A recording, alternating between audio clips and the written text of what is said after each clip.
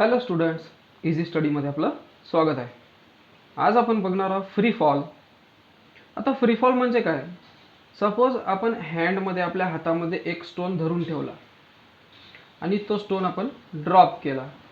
Drop केल्यानंतर काय होते बघा, त्या स्टोनवर, त्या दगडावर एकच फोर्स ॲक्ट होते, तो म्हणजे ग्रॅव्हिटेशनल फोर्स. आणि तो ग्रॅव्हिटेशनल फोर्समुळे तो काय होते, स्टोन खाली पडते. ठीक आहे. तर whenever an object moves under the influence of force of gravity alone, it is said to be falling freely.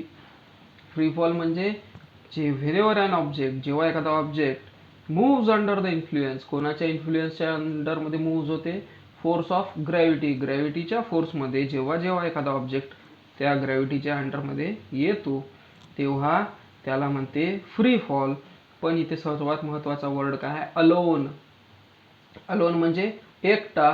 जेव्हा एकुलता एक फोर्स, पण कोणता फोर्स? फक्त ग्रॅव्हिटेशनल फोर्सच ॲक्ट होईल त्या ऑब्जेक्टवर, तेव्हा त्याला फ्री फॉल म्हणजे तो ऑब्जेक्ट फॉल होत आहे फ्रीली असं म्हटले जाते.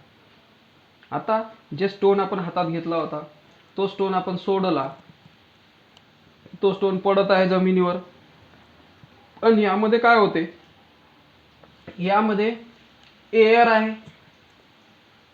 ते एअरचं रेझिस्टन्स येते. एअर काय करते? घासत जाते ना हवेला तो स्टोन, तर त्याचा फ्रिक्शन फोर्स तयार होते. नंतर बायंट फोर्स आहे. बायंट फोर्स म्हणजे हा फ्रिक्शन फोर्स जो आहे तो अपोज करतो ग्रॅव्हिटेशनल फोर्सला, वापस पाठवतो. म्हणजे बॉल खाली पडत आहे, तो स्टोन खाली पडत आहे, पण त्याला विरोध करणारा कोणता जो फ्रिक्शन फोर्स आहे तो कोणता फोर्स तयार करतो? Buoyant force. बायंट फोर्स म्हणजे अपवर्ड डायरेक्शनला जो फोर्स आहे त्याला बायंट फोर्स म्हटले जाते. मग तो कोणत्याही स्वरूपात असू शकते. अपवर्ड फोर्स सुद्धा त्याला रेझिस्ट करत आहे.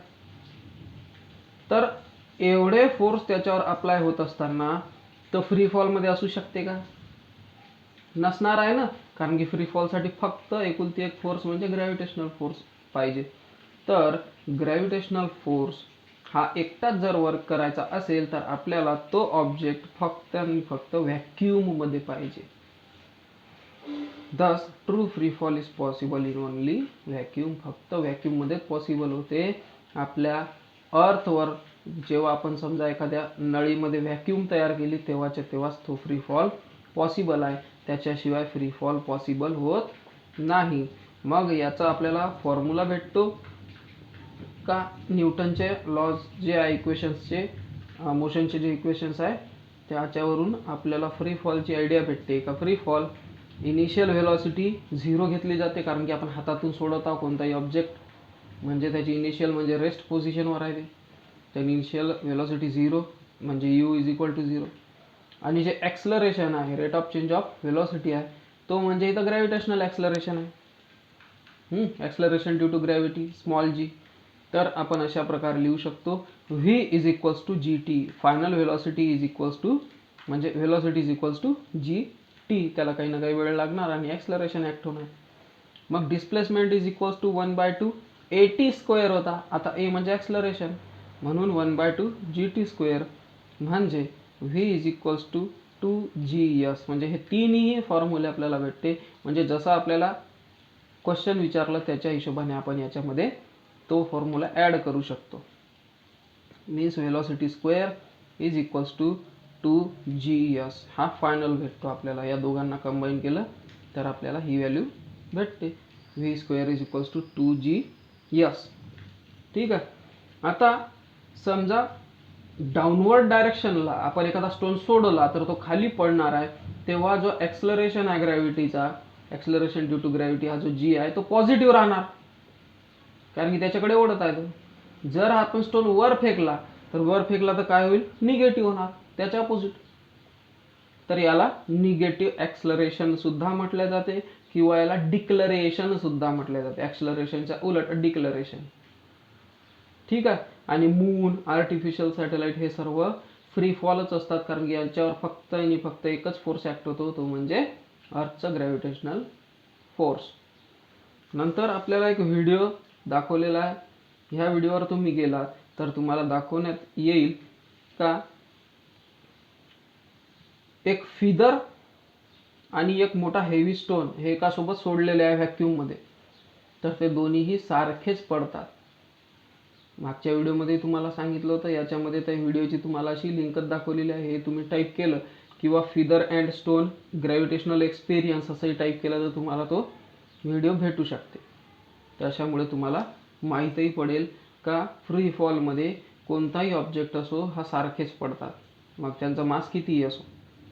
ओके. नंतर आपल्याला सॉल्व्ड एक्झाम्पल दाखवलेले आहेत. सॉल्व्ड एक्झाम्पलमध्ये an iron ball of mass 3 kg is released from height 125 metre. एक आयरन बॉल आहे, लोखंडाचा गोळा मोठा 3 किलोचा आहे आणि 125 मीटरच्या हाईटवरून तो फ्रीली फॉल होता. फक्त ग्रॅव्हिटेशनल फोर्स ॲक्ट होईल त्याच्यामध्ये. समजा जी ची value 10 metre per second square आहे. तर 3 प्रश्न विचारलेले आहे. पहिला आहे time taken by the ball to reach the ground, किती वेळ लागेल. तर त्याच्यासाठी आपण पहिले पाहू. मास आहे 3 kg, डिस्टन्स आहे 125 म्हणजे याला डिस्प्लेसमेंट स्ट्रेट पडत आहे म्हणून. Initial velocity 0, acceleration 10 metre per second square एवढं आपल्याला देऊन आहे. तर न्यूटनच्या सेकंड लॉ म्हणते s is equals to U T plus 1/2 AT square. हा सॉल्व केल्यानंतर तुम्हाला टाईम भेटते 5 सेकंद. दुसरा क्वेश्चन आहे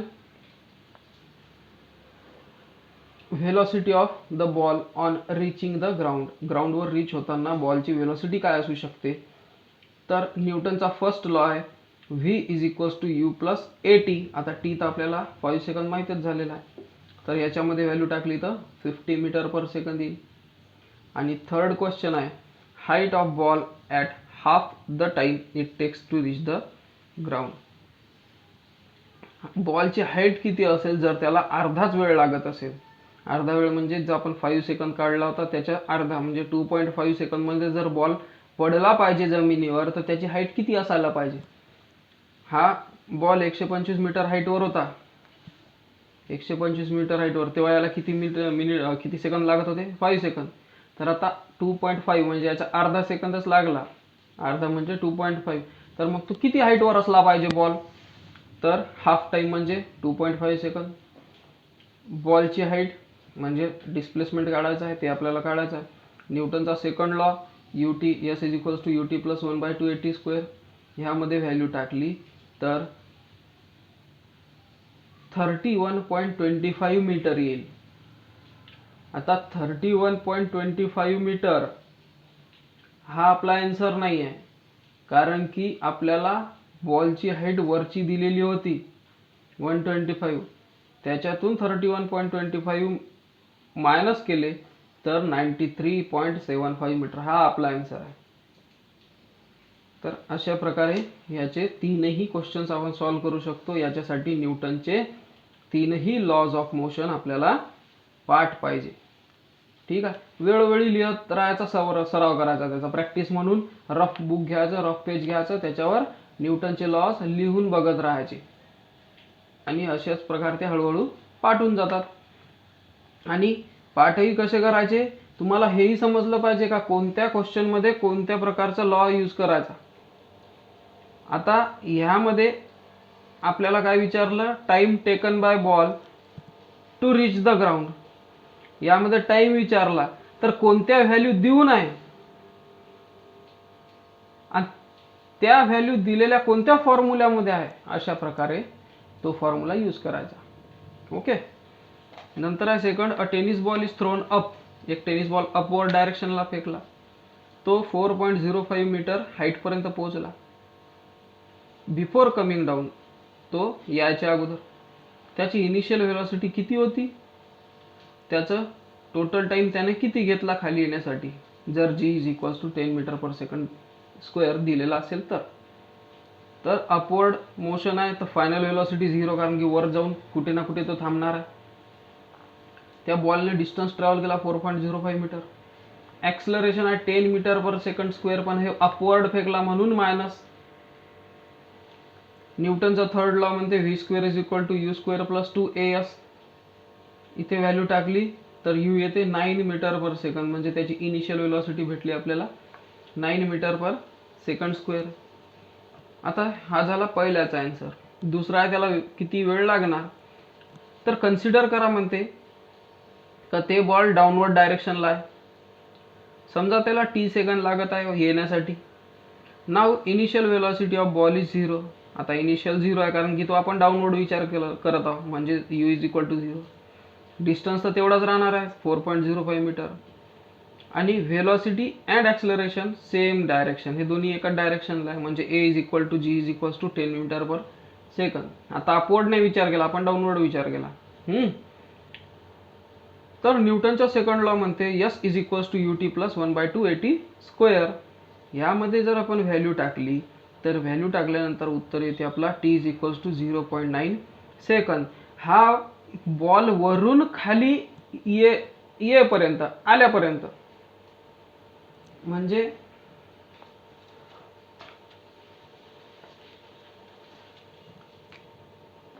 हा टेनिस बॉल आहे. हा टेनिस बॉल वरून खाली येण्यासाठी 0.9 सेकंद घेतो.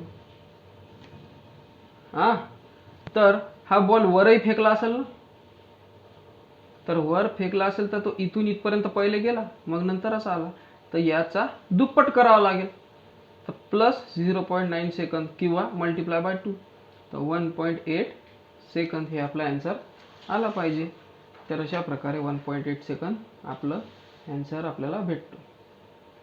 ठीक आहे. नंतर आहे ग्रॅव्हिटेशनल पोटेन्शियल एनर्जी. तर पोटेन्शियल एनर्जी तर आपल्याला माहीतच आहे का, एखादा ऑब्जेक्ट स्थिर असेल, रेस्ट पोझिशनला असेल, तर त्याच्यामधली जी एनर्जी आहे त्याला पोटेन्शियल एनर्जी म्हणतात. आता जसं हाईटवर जाऊ आपण अर्थच्या सरफेसवर, तर त्या ऑब्जेक्टचा सपोज मास m आहे, हाईट h आहे, आणि तो ग्राउंडवर असेल तर त्याची पोटेन्शियल एनर्जी mgh आपल्याला माहीत आहे, आणि ग्राउंडवर तो त्याची पोटेन्शियल एनर्जी सपोज 0 आहे, तो आता रेस्ट पोझिशनला आहे. तर ही जे h आहे, h म्हणजे हाईट.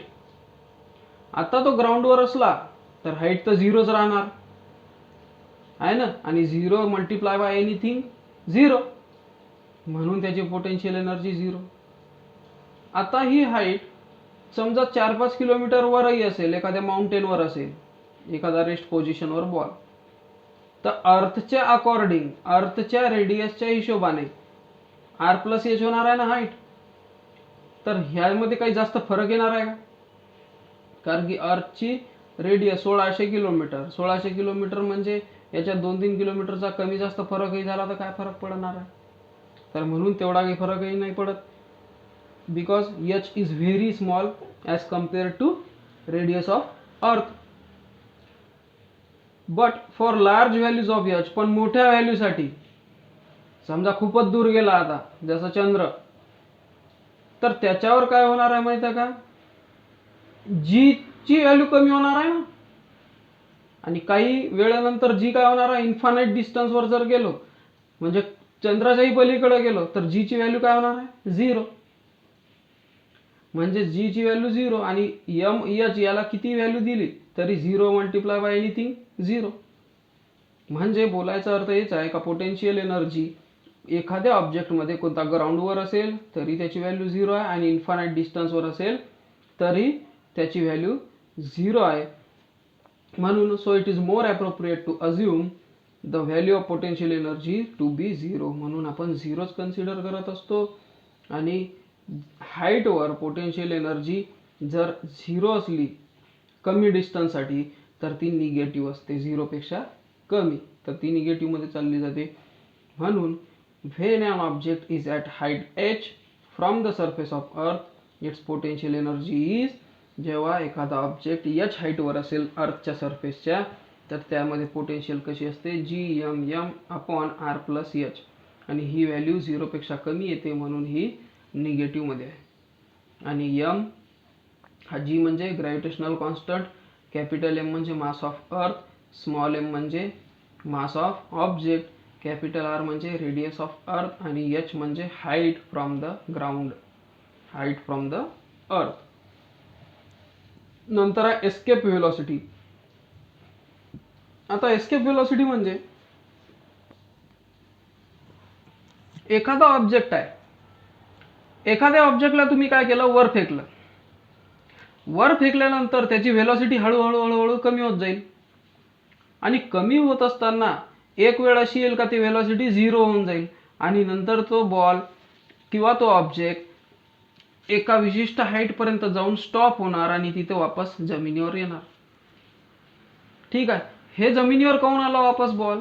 कारण की ग्रॅव्हिटेशनल फोर्स हे ऍक्ट होत होता. तुम्ही तुमच्या अंगातली ताकद, बॉडीमधली एनर्जी या बॉलमध्ये टाकली, त्याच्यामुळे हे बॉल वर गेला. पण तुमची बॉडीची ताकद ही हळूहळू हळूहळू कमी होत होती आणि ग्रॅव्हिटेशनल फोर्स हळूहळू वाढत होता. अशामुळे काय झालं, तो बॉल वापस जमिनीवर आला. सपोज एखाद्या ऑब्जेक्टला एवढी ताकद लावली आपण का तो अर्थच्या ग्रॅव्हिटेशनल फील्ड मधूनच चालला गेला वर. अर्थच्या ग्रॅव्हिटेशनल फोर्सला हरवून टाकलं त्यानं आणि वर निघून गेला. तर तेवढी जे व्हेलॉसिटी आहे त्याला म्हणतात escape velocity. The minimum velocity required to an object to escape from earth's gravitational field is called as escape velocity.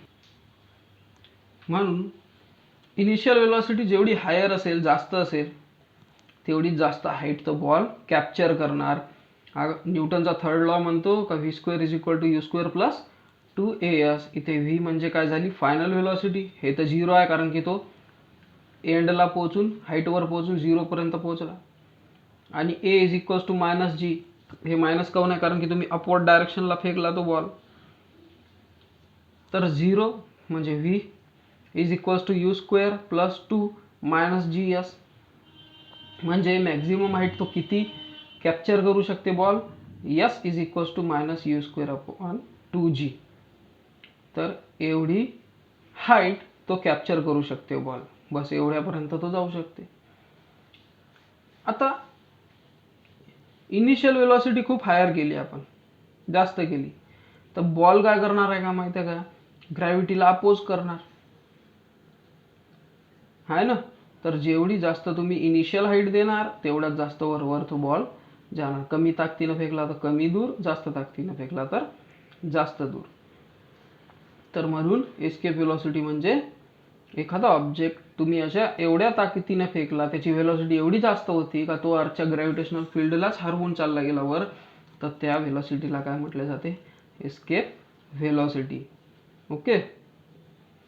नंतर आहे एखादा ऑब्जेक्ट असेल, त्याचा मास m असेल, तर सरफेसवर काय, तर जर सरफेसवर असला तर काय होईल आणि इन्फानाइट डिस्टन्सवर काय होईल. तर एखादा ऑब्जेक्ट आहे ज्याचा मास m आहे, तर तो सरफेसवर असला तर त्याच्यामध्ये कायनेटिक एनर्जी असते 1/2 mv². याला गतीज ऊर्जा म्हणते. Energy because of its motion. एखादा ऑब्जेक्ट मोशनमध्ये असला तर त्याच्यामधली एनर्जी 1/2 mv².